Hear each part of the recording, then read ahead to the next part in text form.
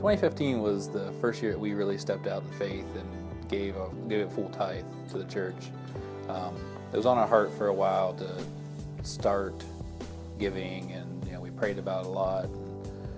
And, my heart was hard on it, at the beginning. It took me really longer to come around than it took Jen. And when we did, it just didn't make sense on paper. But when you just take that leap of faith and do it, it's an amazing process to see God come through for us and really bless us for that faithfulness. August rolled around and they announced the new building, and such an exciting time, and really something that we're fully on board with the church, and that it's something that we need as a church, and we want to see our daughter grow up in that wonderful environment. So we knew when it was announced that we wanted to be able to do everything we could to pitch in. We knew that fall we were going to be starting to look at buying a house, and we'd been renting for a few years until we really felt like we were ready to settle down in Lancaster. And LCC was a big part of us settling down, and so giving back to the church by being able to do our part, however small it may be, just really felt like something we wanted to do. So in the home buying process, we made sure to look at houses that were a little cheaper than what we could afford, just so we could make sure to keep our payments low, so we could chip in more to sacrifice to be able to do our part. So we ended up buying this place here in Pleasantville. The house is modest; it's only 1,000 square feet. It's on a city lot and a half, but it fits us. It fits our family. It's only the three of us, so that it's going to allow us to be able to live comfortably and do our part to sacrifice and to give more like we want to. And then the second part of our journey in this giving process for the new building is our discussion settled on our vehicles. Both vehicles will be paid off partway through the building process here. Our typical rotation is when one gets paid off, replace the other. With the building coming about, even though my truck has 200,000 miles on it, we're going to keep it on the road as long as we can, so we can make sure to be able to keep our expenses down, so we can pitch in and give more. Really, it's just a calling that on our hearts, and it was important to us to be able to do our part, because we do plan to be part of this church for a long time to come. And really the greatest part of being a small part of this building is just the future that's going to have for the city of Lancaster. The calling that's on our church to really bless the city and provide a home for a lot of people in the community that need a place to really find their relationship with God. It's something that I've been blessed to experience through LCC. That's where I was baptized, and that's what I really consider to be home. Not only are we doing this for Georgie's future, but there's hundreds of people that we haven't met that are going to be coming through there that will be a part of the kingdom with us, and someday we'll get to experience life with them eternal. And it's an exciting prospect. It's kind of chilling to think about it, but it's really something that just a small sacrifice now for it's forever. It's something that we're called to do this for a reason. That reason is bigger than this little bit of sacrifice I'm doing.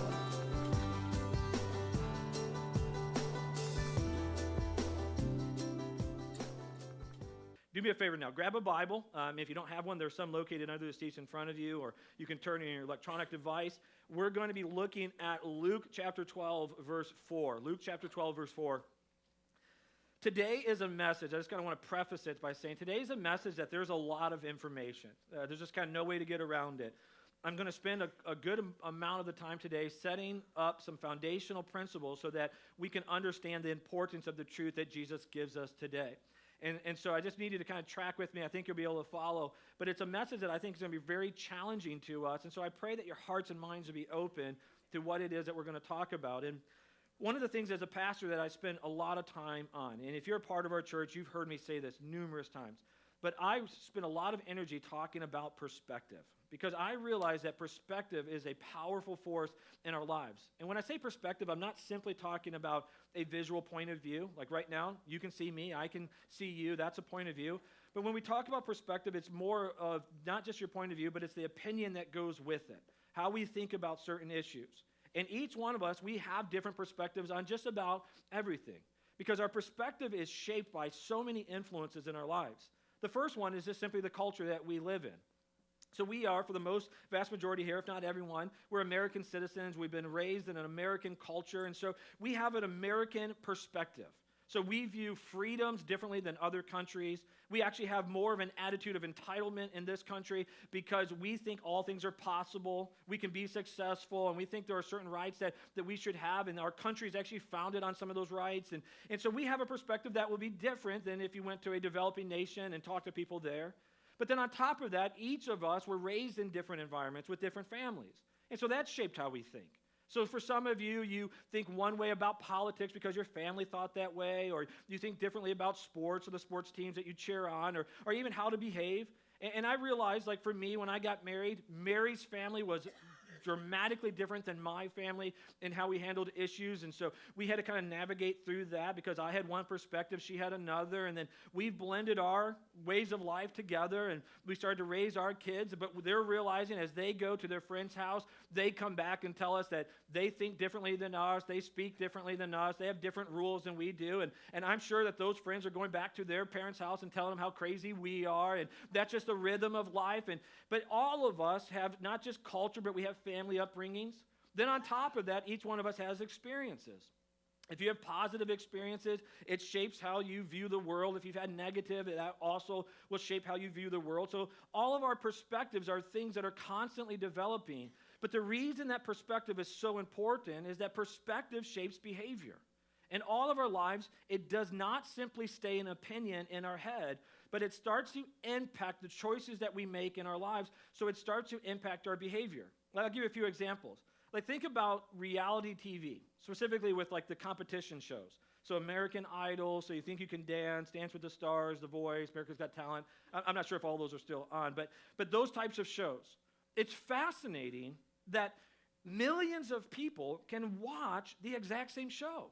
They'll watch the talent being displayed. They'll hear the same backstories. They'll hear the commentary from the judges there. And millions of people will watch and listen and experience the exact same thing. And then they'll get online or through their phones and they'll vote differently. So some will vote for this person, some will vote for that. And what is it that's impacting that behavior? It's their perspective. Some people see a person up there and they like their backstory, so they vote for them. Others like their talent, and so they vote for them. Others will see a person that's incredibly talented, but maybe they carry themselves in an arrogant way, and so they think, I'm not going to vote for them. Or for others, they're saying, that person's from my hometown, and so that's my perspective, I'll vote for them. Or we see also if there's a Christian on any of those shows, typically the Christian community rises up and votes for them. What is it? It's people's perspective is now impacting behavior. Or how about movies? Any of you ever go to a movie with someone and you leave it and you're like, wasn't that the best movie ever? And they're like, no. Anyone ever have that? Or you watch a TV show and you're so excited to share it with someone. You say, you got to watch this show. And they watch it and they're like, that was the stupidest thing I've ever watched. And what is it? There's so much backstory that's shaping how we respond to things. Or here's one that we probably shouldn't touch, but how about politics? Oh, wow. It was like, okay. But even with that, think about it. No matter what your party is, you can watch a debate, have multiple people on stage. Again, you hear the questions, you hear the answers, you watch their body language. Millions of people can watch the exact same thing. But other people will say, that person was clearly the winner. And then others will say, that person was. And we'll vote differently for people. What is that? It's that our perspective is ultimately shaping our behavior. And the reason that this is important is that then ultimately our behavior sets the course for our lives. What we choose to do in our lives launches all of our lives on a pathway that's ultimately going to end somewhere. Sometimes it's going to end in a good place. Sometimes it's going to end in a bad place. And we have to recognize that our perspective is sometimes limited. Sometimes even our perspective is off. And if we don't have the proper perspective, then the chances are we will make the wrong decision. You might get lucky and make a couple of good decisions, but ultimately, if you have a wrong perspective, you will make incorrect decisions and it will impact your life. Like you see this with children. Children don't have a big picture perspective. They're very much captivated by the now. I'll give you an example. This past Thursday night, man, this is a doozy. This past Thursday night, we had my son Cole, his team basketball party here at the church. We used one of the rooms upstairs, and It was a fun evening, and the night had actually kind of wrapped up, and most of the people had left. And I was just staying and talking with a good friend of mine, who's one of Cole's friend's parents. And we were talking, and so it was me and him and our wives, and we were all talking. And I could hear laughter in the hallway by the bathrooms. And it was my sons and their children. And the laughter got louder and louder to where it almost got frantic, like where, you know, when people are laughing because there's something wrong is going on. Like if you have kids, you know what I'm talking about. And so like I walked around and I went over to the bathroom, and as I got closer, the older kids were actually in between the men and women's bathroom upstairs, and they just looked at me. I mean, it said it all. And so I opened the boys' bathroom door and I looked in, and my two sons are right there, and there is water everywhere. I mean, I'm talking everywhere. Like this thick on the counter, on the floor, and they have like as many paper towels as they can, and they're doing like this on the thing, and they looked at me with just total fear in their eyes, and I just went, what in the world are you doing? And what I figured out is they had one of those balloons, like they blow up really big with a rubber band that you can punch, and they thought this would make a perfect water balloon.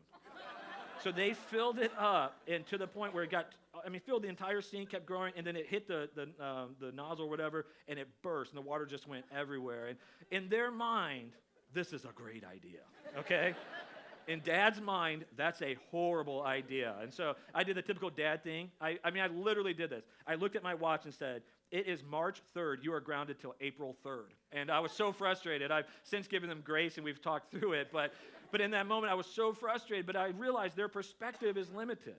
And we see this with teenagers. Oftentimes, teenagers don't have a long-term perspective because they just haven't reached that maturity yet. So they're focused on the now and their own desires, and they don't think about the future. But we see this also with adults. There are times that we grow very arrogant where we think, and our perspective will be the exception. So we can watch our friends make a choice and their life ends this way. We can watch another person make the same choice and their life ends there. And we think, I can make that same choice, but I'm going to be the exception because our perspective is shaped oftentimes even by arrogance. So in our lives, we have to pause and say, what are the influences in our lives that are shaping our perspective? If our perspective is going to shape our behavior and the behavior ultimately shapes the course of our lives, what's our influences? So there can be positive.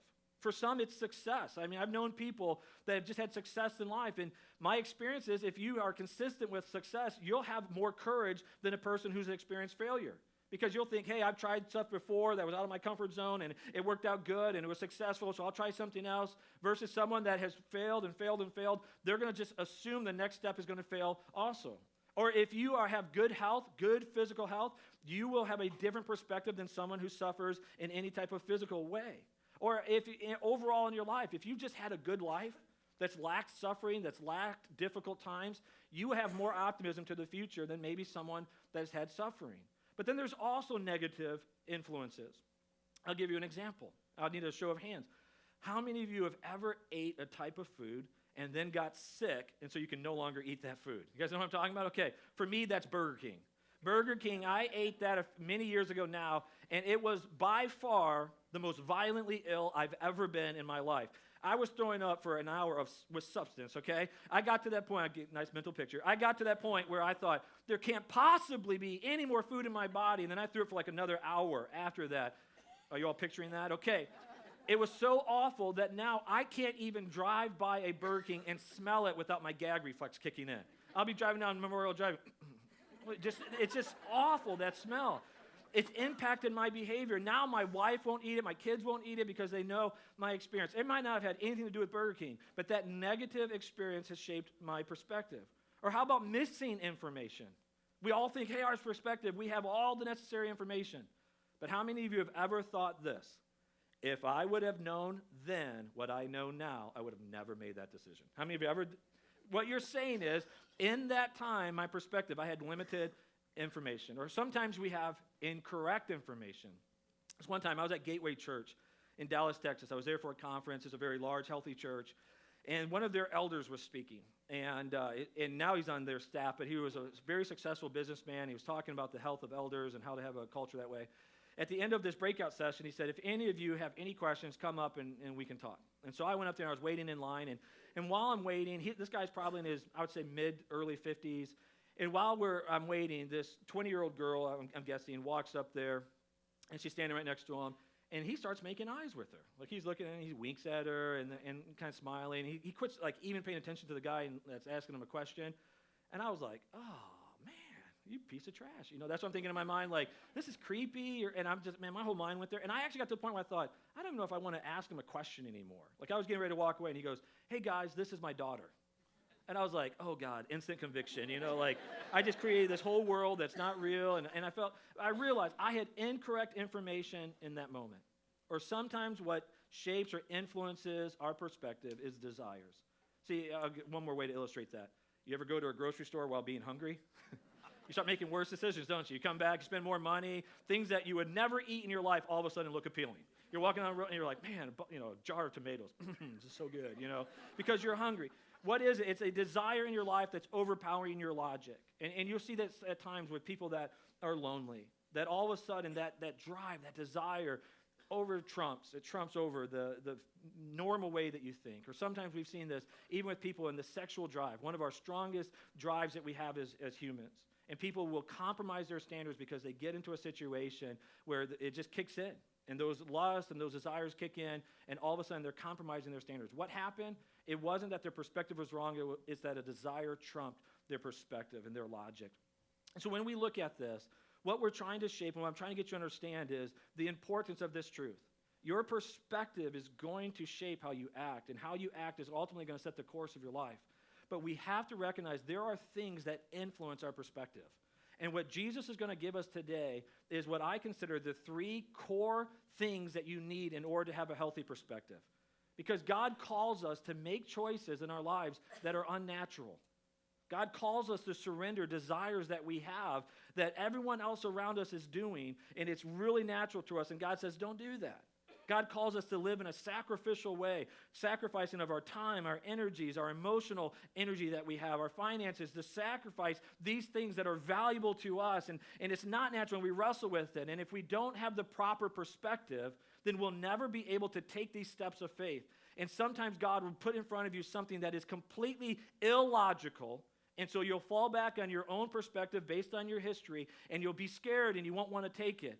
But if you'll embrace the perspective that God gives us today, then you'll be willing to take steps you normally wouldn't. So if you haven't, please turn to Luke chapter 12, verse 4, and we're going to go through this kind of slowly in the beginning and then quicker toward the end. And so I want to break down verse 4 in 3 separate parts. So Jesus is challenging the audience, and he says, I tell you, my friends, do not fear. So let's just stop there for a second. Jesus introduces to them what I would consider one of the most powerful influencers of perspective, and that is fear. He realizes that we all have a tendency to have fear in our lives, and the power of fear is that it controls us. So we all know this. If you have a great amount of fear in one area, it becomes a controlling force in your life. And sometimes that fear controls you in a way that it's restrictive. It will keep you from doing things. So you don't want to be embarrassed. You're not going to step out there. You don't want to be a person that takes any risk. And so you won't make certain choices. It restricts you and holds you back. It's like the person who's scared of spiders and there's a spider in a room. They're like, I'm not going in there. Any of you that way? I saw one time, I don't remember who this was, but I saw someone post on Facebook one time that there's a spider in this room in my house that I will now not go in. Can anyone come over my house and kill it? And I just, made me laugh in my mind because I thought, you are being controlled by something that is 1/1,000,000th of your size, right? But what is it? In that moment, it was restricting. But there's also a time that fear becomes directional for us. That fear actually starts to dictate our behavior. And so we're afraid to be alone, and so we make choices to not be alone. We're afraid to go without, and so we make choices that will secure us financially. It becomes both restrictive and directional in our lives. But when Jesus is talking about this, what he's trying to get us to understand is not that all fear is bad. And some people will say that. I've heard people say fear is the opposite of faith. It's not. The opposite of faith is just misplaced fear. But when we look at it, not all fear is bad. Some is good and some is unhealthy. What Jesus is addressing is an unhealthy fear. So how do we know the difference? Well, when we look at fear, there's always a source of power. It's whatever it is that we're tempted to fear against. So for today, I'm going to use an example of just fire. It's one that it's real easy to teach. So when we look at fire, we know that that's a source of power, but then there's also a target of that power, which would be us in this illustration. And so when we look at a healthy fear keeps us from violating the source of power. So when you look at fire, you recognize it has the power to destroy. It has the power to heat. It has the power to give light. Like we recognize there's a lot of power there. So when we have a healthy fear, we're recognizing that if I treat this carelessly, if I'm not careful in what I do and set up some parameters, that this has the power to hurt or to destroy. But that's a healthy fear. A second level of a healthy fear is that it drives us to reconcile a violation of the power. So if you're in your kitchen and you're cooking and you're using fire, if all of a sudden a grease fire breaks out, because you recognize its power, you will immediately respond in a way to put that fire out. You're not going to just sit back and enjoy the beauty of fire in that moment. You're going to get whatever you need to put on there so that it will go out, because you realize if you don't, it will destroy your house. But this is very healthy. So in your life, I would say having this same view toward authority in your life, that you look at them and you realize they have power to impact my life. And so I want to recognize that, and I don't want to abuse that. I don't want to treat that carelessly. But if I make a mistake, and if I violate that relationship, then I want to immediately reconcile it. I want to make sure that everything is okay. But then also fear can be unhealthy. And there are different levels of an unhealthy fear. Here's the first one, is this the source of power misuses that of power. And we would just call that abuse. If a person knows that they have authority and they misuse it, that's abuse. Here's the second one, when the fear becomes unrealistic, and that's a phobia. So if you're scared of something in an unrealistic, unhealthy way, that's to an extreme. But then also there's an unhealthy fear, as we talk about today, and that is when fear holds us back from approaching or using the source of power or reconciling our violation. So going back to fire, if you had an unhealthy fear of fire, that's a person who says, I'm just not going to use it in any capacity. So this person would say, I don't even want a pilot light in my heater. I don't want a pilot light in my water heater. I don't even want to use it to cook. I don't want to use it for light. I don't want to even drive a car because I know there's some reactions going on in my engine and there's fire involved. And so I'm not going to use it in any way. We would look at that and say, that's unhealthy, because you can use the power in a productive, healthy, safe way. But if your fear goes to an extreme, you'll look at it and say, I can't use it in any capacity. So as Jesus is talking to this audience, he's not talking about healthy fear. He's talking about unhealthy fear. So he goes then to the next level, and I'm just going to read the next part of verse 4. So he says, I tell you, my friends, do not fear those. So just stop there. Those would be people. And what I would just say is man, and I'm using that in a general term. So what he's acknowledging is the fear of man. And this is something that grips, I would say, all of our lives. When you think about how many of your fears are based on someone else, you realize we naturally have a fear of man. We're afraid that that person can take my job. That person can hurt my reputation. That person can cast me out or let me down, or that person can abuse me. And when Jesus is addressing this, he's trying to get the audience to realize first that it is natural to have a fear of man, but he's challenging them to think a different way. But instead of addressing the specifics as I just did, where he says, don't fear this man who can do this, or don't fear this man who can do this, Jesus just goes to the deepest level, and he says this, I tell you, my friends, do not fear those who kill the body, and after that have nothing more that they can do. What he's talking about is the fear of man to kill, or he's talking about death. And what Jesus is acknowledging is that the root of almost all of our fears is the reality that we're afraid of death. Now, when you look at it, for those who have a fear of spiders, you don't really have a fear of spiders. You have a fear that the spider is going to bite you and you're going to die, right? Or you have a fear that the snakes, for those that are scared of that it's going to crawl up into your bed while you're sleeping and kill you. Any of you have a fear? Think about that tonight, right before you go to bed, okay? When you think about heights, you're not afraid of heights, you're afraid of falling off the heights and dying. But even when you look at the other fears of our lives, most of them are impacted by the truth that we know there's a countdown clock in our lives that eventually we're going to die. Even our fear of loneliness is that we think we're going to miss out on life. Our fear of not following the crowd is because we think in the short time that we have to live that something's going to happen that we're going to miss out on and not experience life at its absolute fullest. But I would say this to you, if you doubt what I'm saying, can you imagine if you were guaranteed to physically live forever? That death was not even an option, that no matter what, you would always continue to live. Wouldn't most of your fears be put into a proper perspective and lesson? I mean, your fear of a relationship tension, you realize we will literally have 1 million billion years to figure this out. So, or some of the things that you stress about, you would look at and say, in the context of all the years I'm going to be alive, I don't need to fear this. And this is what Jesus was getting to. He was saying our fears are often rooted in people, but also rooted in death. And so he challenges this audience to take a different perspective. And then here's what he said, and here's the new perspective that Jesus is introducing. This is one of three things that we have to have, and here's the first one in verse 5. He says, but I will warn you whom to fear.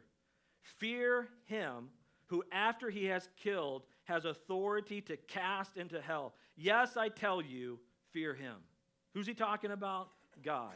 Here's the new perspective that Jesus is introducing. He's saying you have to fear God. And when we look at this, we have to then acknowledge, are we talking about an unhealthy fear or a healthy fear? See, for some, I had a gentleman come to me today after the service, and he was telling me an example. And he said he was talking one time to this lady about the fear of God, and her response is, I don't want to ever view God with fear because this person had an abusive parent. And they said, I don't want to ever connect God to that. So this gentleman was walking her through, and he used this example, which I thought was great. He said, if a train is coming down, he said, I'm not going to step onto that track because I recognize the power of the train. I recognize that if I step in front of it, it will crush me. He says, but that doesn't keep me from riding the train. There's a healthy use of when recognizing the power. You can use it in a healthy way. You can abuse it and get hurt. And this is what Jesus is talking about. He says, you have to fear God, but not in the unhealthy way. Not in the way that you're afraid to approach God, that you're afraid to be in relationship and to use the power that he makes available to you. Not in that way, but in a healthy way. Where as a person you say, I recognize God as a holy and powerful God, and I don't want to violate that because I realize there's consequence. But if I disobey that God, a healthy fear says, I want to reconcile that immediately. I don't want to live in opposition to God. So here's the reasons we fear God. Here's the first one, that God disciplines. And so many Christians miss this because they think that we live in a time of grace. That means that God no longer disciplines. But the truth is, grace was never given to us so that we will continue in sin. Grace is given to us that when we repent, there is forgiveness to come back. But God in his love and his grace is saying to us, if any of us submit our lives to him, we are asking God to take that father-child relationship with us and to correct us where we need correction. Here's what it says in Hebrews 12. He says, and have you forgotten the exhortation that addresses you as sons? So he's talking to anyone who has submitted to God. My son, do not regard lightly the discipline of the Lord. No, be wary when reproved by him. For the Lord disciplines the ones he loves and chastises or corrects every son whom he receives. It is for discipline that you have to endure. God is treating you as sons. For what son is there whom his father does not discipline? If you are left without discipline, in which all have participated, so if you don't have discipline, then you are an illegitimate children and not sons. Besides this, we have had earthly fathers who disciplined us, and we respected them. Shall we not much more be subject to the Father of spirits and live? For they, being our earthly fathers, disciplined us for a short time, as it seemed best to them. But he, being God, disciplines us for our good, that we may share his holiness. For the moment, all discipline seems painful rather than pleasant, but later it yields the peaceful fruit of righteousness to those who have been trained by it. Here's what the writer of Hebrews is saying. He's saying God loves us enough to supernaturally resist our sinful behavior. See, as a parent, I have 4 kids. I would never allow my kids to continue in behavior that was destructive to them. Even our daughter Nora, for years, we told her, don't touch the stove. Our stove is on the island in our kitchen. And we told her, don't reach up on the counter when mommy's cooking because you can touch something hot. We told her that for years. And we tried our best until one day she reached up and she touched it and she experienced that it was hot and it stung her hand. Now, even when I walk in there, she goes, Daddy, don't touch the stove. And I'm like, didn't plan on it. I'm not going to do that. But for years, we tried to resist that behavior. And with our kids, when we see them acting in a way that is destructive to their relationships with each other, behavior that can be detrimental to them physically, as parents, we do all that we can to protect them because we love them. And the writer of Hebrews is saying, if we do that, how much more is God going to do that? That God who loves us is willing to discipline us, and that means supernaturally resist our behaviors. And Christians, if we lose sight of this, we'll simply fall back when bad things happen and say, it's just bad luck. It just is what it is. And we'll never stop and ask God, God, is there something wrong that I'm doing? Is there something you want to change in my life? But when the writer of Hebrews is talking about discipline, there's two levels to this. On the first is a level of preparation. It's like the idea of a coach who's trying to get his athletic team ready. In the beginning, there's discipline. There's sprints, there's running, there's conditioning, there's exercises, there's drills. All of that is to get them ready. Or to use the military example, our military, we have boot camp and all these training levels that they go through to get ready for combat. That is discipline. It's in preparation for something later. But then the second level of discipline is when someone does a behavior that's incorrect and there's consequence to it. And this is what God does on both ends. In chapter 12, verse 7 that we just read, he tells us to endure hardship as if it's discipline. So if anything bad happens in your life, the correct posture for a Christian is to say, God, what are you trying to teach me? It doesn't mean that every bad thing means it's a consequence, but every bad thing is something God wants to use to teach us and to train us. So if something negative happens in your life, it's your responsibility to go to God and say, God, is there something you're trying to teach me? Is there some area that you're trying to grow in my life where you want my faith to increase? Just show me, God. But we also have to say, God, when this bad thing happens, did I do something? Is there some behavior in my life that's sinful? Something that's not pleasing to you, that's destructive? And if so, show me, so that when God shows it, we repent. But we have to stop and say, do we have a healthy fear of God? Do we believe that God will supernaturally resist us in love? And if we don't, then we will never learn from our mistakes. And there are many Christians that will continue the same behavior over and over thinking, well, God's a God of grace, not recognizing that that same God of grace is lovingly resisting you to get your attention. But then here's the second part that goes hand in hand in this, of why we fear God, is that God determines blessings. See, I know for me, I'm wired this way. How many of you would agree with this? This is a kind of the no-duh question of the day, all right? How many of you would prefer God's blessing over his discipline? Right? I mean, it's just natural. But the same dynamic goes on. The same God who disciplines is the same God who blesses. And all throughout his word, in Deuteronomy, in the New Testament, he says, I'm laying before my people this dynamic, that if you choose to walk in obedience, you will experience blessing. But if you choose to walk in disobedience, you will experience, he words it different ways, a curse, you will experience death, and all that a curse is God's supernatural resistance. But if you will walk in obedience, that same God will bless areas of your life. And I don't think we stop enough to ask God, why am I not being blessed in this area? See, if you have a marriage and everything's falling apart, you need to stop and ask God, what am I doing where I don't have your blessing in this marriage? What is it? Is it a behavior of mine? Am I not loving my wife enough? Am I not loving my husband enough? Am I not dying to myself? Show me, because God, I desire to have your blessing in this relationship. Or if you look at it in your finances and you just consistently have what seems like resistance against your finances, ask God, is there something I need to do differently? Do I need to budget differently? Do I need to be more generous and faithful in my giving? God, show me. Or in your other relationships, if there's constant tension, or in your work environment, you think, I'm working so hard, but I'm never getting that promotion. I'm never advancing. Then ask God, is there something in this area that I'm not doing that you're correcting me in that I'm just not seeing? Is there some reason why I'm not receiving your blessing? And as Christians, I don't know that we pause enough to ask these questions. And this is what Jesus is getting at. He's saying you have to fear God because your choices are going to have an eternal consequence. Here's the second, or the last thing why we have to fear God, is that God determines your eternal destiny. So here's what he says in verse 5. But I will warn you whom to fear. Fear him who, after he has killed, has authority to cast into hell. Yes, I tell you, fear him! ! Here's what Jesus is saying, is you have to have an eternal perspective. So here's the truth for all of us. You need to understand this. You will spend eternity in either heaven or hell. There's no third option. And Jesus saying to this audience, you have to fear God, and here's one of the reasons why. You have to realize that he's going to determine your eternal destiny. And do we weigh this tension enough? See, every choice that we make in our lives is either heading toward life or it's heading toward destruction. This is what Jesus said. He said, there's a wide road, a broad road, many are on it, and it leads to destruction. And he's talking about culture. He's saying there's a road where there are many choices that you can make that ultimately end in destruction or death. He says, but there's this other road, and it's narrow. Few find it. It's difficult. But this road leads to life. And what Jesus is saying is every decision of our lives is either a step toward destruction or it's a step toward life. And he's saying most people choose to walk toward destruction.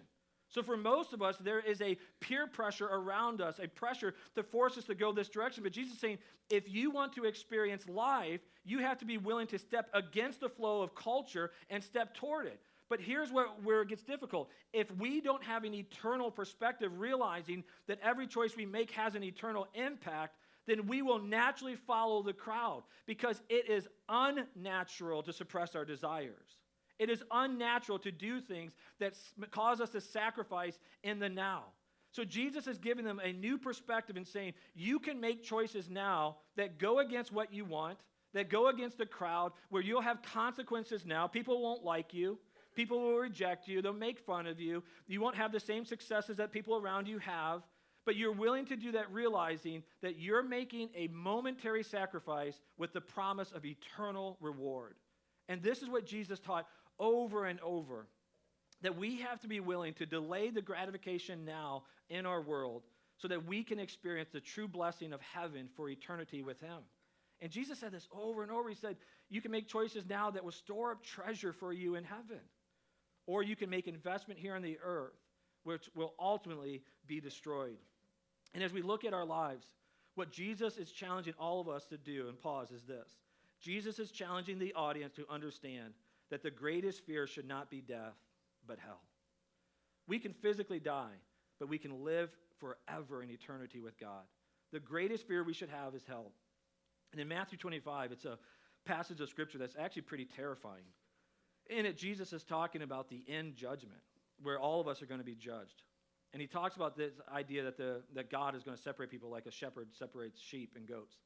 But in this, some people go to heaven and some go to hell. But what's terrifying is the people who go to hell are shocked by it. Like, we would think in our minds that the people who go to hell would go, yeah, that's true. I made a choice to reject Jesus. But he says it's actually people are shocked that they didn't live in a way that they will get heaven. So they're shocked by it, which means logically that there are many people who think there are Christians who are not actually Christians. They thought they knew Jesus in the story that Jesus tells, and his response to them is, I never knew you, and they're shocked by this. So how does that happen? Well, here's some questions that I'll pose just as a challenge to us. When we look at our lives, what percentage of God's commands can you reject and still be in relationship with God? That's a heavy one, right? Because if you're like me, there is always a temptation to have certain parts of my lives that I allow to compromise. Overall, I try to serve God, but there are times and seasons of life where certain sins become easier for me, and I just tolerate them. But what percentage can we just simply go, you know what, that is what it is. I struggle in that, I don't care, I'm not going to repent, I'm not going to try to change. This is just a sin that I have. But what percentage is okay and still be in a relationship with God? Or what amount of control of your own life can you still maintain and follow God? Are you allowed to, in a relationship with God, to give or to say to him some things are off limits? I'm going to do this, God, and I'm going to control this, but you can have the rest of it. Is that really a relationship with God? Or what overall in your life is just simply off limits that you say, God, I don't care what you say or do, that's off limits, that's mine. And this is what Jesus is saying. If you're going to have an eternal perspective, you realize it's not about finding a God who bends to your will. It's about finding God and bending to his will, surrendering all to him. But here's where I love. If we just stop there, that's not enough. To fear God and have an eternal perspective, it's not enough. That is an incomplete perspective that will actually lead you to make unhealthy decisions. Because Jesus gives the third part that is just as important as the first two. And here's what he says in verse 6. Are not 5 sparrows sold for 2 pennies? Talking about birds. And not one of them is forgotten before God. Verse 7. Why, even the hairs of your head are all numbered. Fear not, you are of more value than many sparrows. So here's the new perspective. The last part is the perspective of God's love. Now let me ask you 2 nicer questions. The last 3 were pretty challenging. Here's the 2 other ones. Why does a God so big and powerful care about sparrows? Why does a God so big and powerful care about the amount of hairs on your head? Now think about it. Why does the Creator God care? Why is Jesus highlighting this? Because he's showing us that God cares because he loves you. That he loves everything about you. And when we are thinking about God for the perspective of our lives, we have to recognize that he is a holy, powerful, mighty God. And we have to respond accordingly to that fear and that recognition. God is a powerful God. I don't want to violate that. There's consequences to that. We have to have a perspective that says it's not for the now, it's for eternity. But what brings all of this together is realizing, and this God who I fear is also the God who died for my sins. It's also the God who loves me more than any other person has ever loved me. It's the God whose plan is better than any plan I could set for myself. And when we have all three of these, it allows us to be willing to start making steps of faith that we would not naturally make. See, if you have a relationship that only has love and it has no fear, that relationship can easily go to a place of selfishness, where you just think about your life, who cares, they're never going to leave me, not a big deal. But if you have a relationship that only has fear and not love, is that really even a relationship? You're going to operate just out of an obligation and out of fear. There's no intimacy. But when you have a relationship where there's a healthy fear of violating it, and there's that deep, intimate love that connects it, and you have a big picture perspective, then when God sets in front of you decisions that everyone else in the world doesn't choose or chooses to ignore, and God sets this decision in front of you, you'll be willing to take that step knowing there's a bigger picture. There's something better and bigger going on. And this is what Jesus is challenging the audience. He's saying you can embrace culture and follow that to destruction, or you can choose to fear God, have an eternal perspective, and have all of that wrapped in his love. So here's my prayer for us, is that we will allow God to change our perspective, realizing that perspective impacts our behavior, and our behavior sets the course of our lives. Let me pray for you. Jesus, I thank you that you love us. I thank you that you're involved personally in each one of our lives. Help us to have a healthy perspective. Help us to surrender all the things that we want and desire and realize that the only opinion that matters is yours. God, in our lives where we have allowed sin and we've become careless, we've asked you to convict us. Allow us to see the areas where you're supernaturally resisting us in discipline. Allow us to see the areas where we're not receiving the full blessing from you so that we can repent and experience all that you have to offer. God, once again, we're thankful for your grace, and we pray all of this in your precious name. Amen.